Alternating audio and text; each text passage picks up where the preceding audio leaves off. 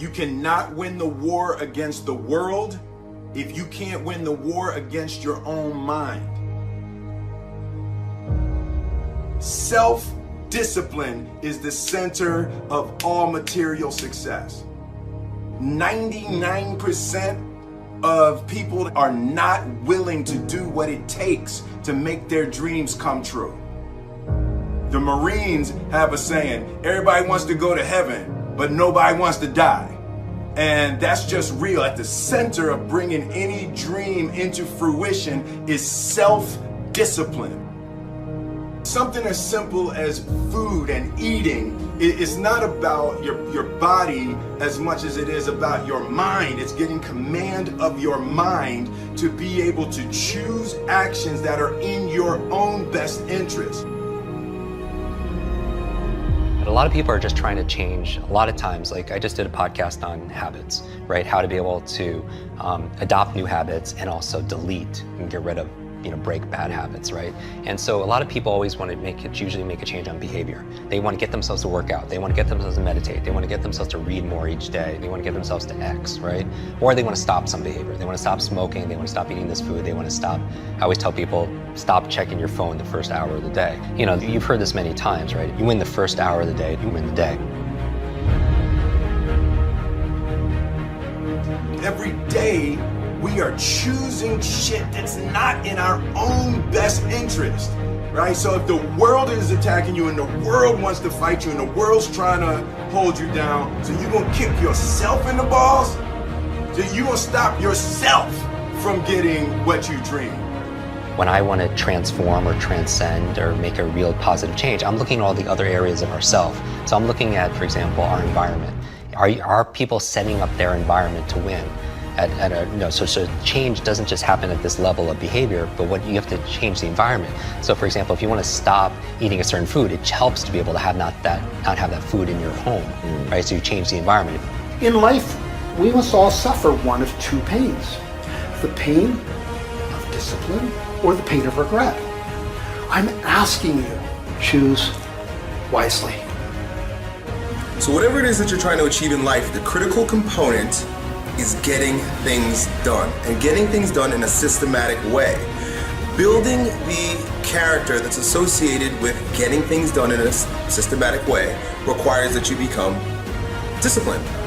And if we live a lazy, undisciplined life, and we just give in to our feelings, and we act on these emotional impulses, we're going to make very poor choices that we regret later on.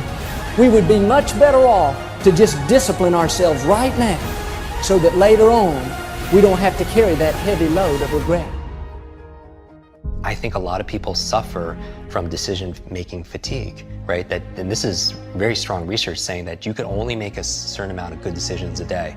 And after that is spent, you can't anymore. And that's really been fine-tuned in the medical field with surgeons and such, in terms of seeing their, where they're making their errors and stuff with early on in the day or later in their days and stuff like that. But we all, as entrepreneurs or as employees and executives or as parents, we all can make a certain amount of decisions. And that's why, people like Mark Zuckerberg or Tony Hsieh, they wear the same t-shirts and sweatshirts all the time because they don't want to spend, use up one of their decisions thinking, oh, what am I going to wear today, right? And so my goal is to streamline my life, put the routines, the first hour of the day and the last hour of the day, I really micromanage to the point where it's habitual. I don't even have to think about it.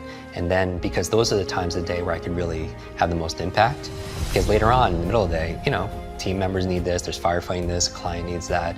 But the first hour, the last hour, I really want to control. So all this really helped develop grit and resilience, in my body, so I could have the ability to persevere. And also, I stand guard to my brain all the time, what goes in. I don't watch like a lot of the negative news and all the market. I really focus, I watch and I listen to your show and maybe a handful of little things I read each day, because I need to keep it positive. I want hope and I'm looking for help. I'm looking for inspiration and also instruction.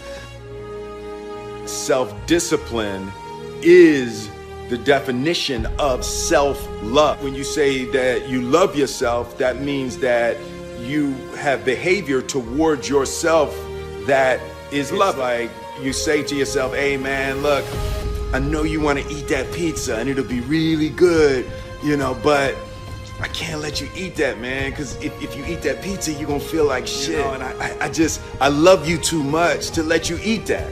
And I think the word discipline has kind of gotten a bad name. We think about it in terms of punishment. I'm not talking about discipline in that way. I'm talking about discipline in the sense that you forego immediate pleasure for the exchange of long-term self-respect. Self-love is when you say to yourself, man, look, I know you and that girl got a real connection. I know y'all vibe, but that's your girl's cousin. So I love you too much to let you do that. Self-love is, hey, look, I know you got a test on Monday, you know. I know you really want to go out with your friends. It's Saturday night, you want to go out, but if you fail that test, you're not going to feel good about yourself. You know, I love you too much to let you go out tonight. Self-discipline is self-love. If you want to be happy, you have to love yourself, which means you have to discipline your behavior. The road to sustained happiness is through disciplining your behavior.